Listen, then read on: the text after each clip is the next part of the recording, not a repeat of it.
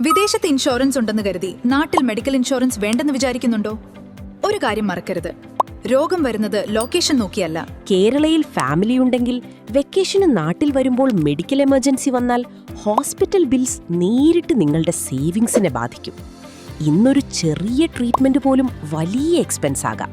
അതുകൊണ്ട് health insurance ഒരു ഓപ്ഷനല്ല, അത് ഫാമിലി പ്രൊട്ടക്ഷനാണ്.